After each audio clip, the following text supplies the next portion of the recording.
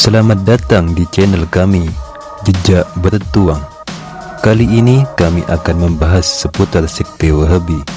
Namun sebelum itu, silakan subscribe dan klik tombol lonceng, dan pastikan Anda menonton video ini sampai selesai agar tidak gagal paham.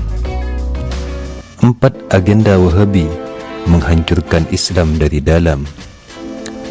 Wahabi adalah salah satu pemahaman dan aliran yang diasaskan oleh Muhammad bin Abdul Wahhab, suatu aliran yang diyakini sesuai dengan hadis Nabi yang dijuluki dengan tanduk syaitan atau di masa kini dikenal dengan Neo Khawarij. Sang pendiri yaitu Muhammad bin Abdul Wahhab lahir di Najd pada tahun 1701 Masehi. Ia adalah seorang yang lemah pikiran dan berpenyakitan. Kakak dan ayahnya sendiri menganggap sebagai anak yang tidak siuman dan jauh di bawah rata-rata. Muhammad bin Abdul Wahhab terpengaruh kepada ajaran Ibn Taymiyah yang berpaham Mujassimah. Kemudian dia mengembara belajar di Basrah dan berguru kepada Syekh Muhammad Al-Majmu'i, seorang agen Yahudi dari Inggris yang menyamar sebagai ulama yang nama aslinya adalah Mr. Hemper. Dia adalah seorang pakar Islam yang mahir dalam berbahasa Arab, Turki, Farsi, dan telah lama mempelajari Islam di Turki dan Irak. Syekh Majmu'i atau Mr. Hemper menyuap Muhammad bin Abdul Wahhab dengan hadiah kawin mut'ah 2 orang agen perempuan Yahudi yang menyamar sebagai muslimah dengan nama Safi'ah di Isfahan dan Asya di Siraj.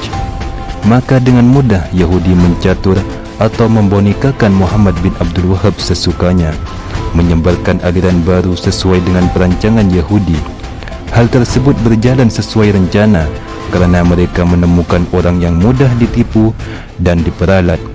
Dengan ajaran baru itu, Muhammad bin Abdul Wahhab kembali ke kampungnya, namun ditentang dan diusir oleh bapaknya sendiri yang merupakan seorang ulama Ahlus Sunnah wal Jamaah. Adapun 4 misi Wahabi dalam menghancurkan Islam dari dalam, yaitu 1. Hancurkan mental dan keilmuan generasi mudanya dengan dalih memurnikan ajaran Islam dan mengesampingkan ajaran-ajaran para ulama di luar paham Wahabi. 2. Samarkan bukti-bukti sejarah Islam hingga tidak bisa diteliti dan dibuktikan kebenarannya dengan dalih agar tidak menimbulkan kemusyrikan. 3. Putuskan hubungan generasi muda Islam dengan leluhurnya dengan mengatakan leluhur mereka bodoh dan apa yang diamalkan adalah bid'ah, syirik, sesat, kafir dan lain-lain. 4. Membuat Islam pada zaman kemunduran dengan terus menggemborkan hujah-hujah kepada generasi Islam di luar Wahabi agar disibukkan dengan perdebatan dan pada akhirnya melupakan perkembangan zaman. Maka jika hal ini sudah terlaksana, tak heran jikalau dengan mudah generasi Islam digoyahkan, diperalat, bahkan diperintah untuk saling membunuh sesama saudaranya sendiri. Dan Wahabi adalah akar dari semua tindakan intoleransi, radikalis sampai pada tindakan terorisme kerana merasa diri paling benar, paling baik dan ahli surga. Semoga kita dan keluarga kita semua selamat dari ajaran sesat Wahabi yang mulai menjalar dan merasuk di berbagai belahan dunia. Silakan like, subscribe sebagai dukungan buat channel kami untuk menyebarkan nilai-nilai Islam dan dijauhkan dari akidah takfiri.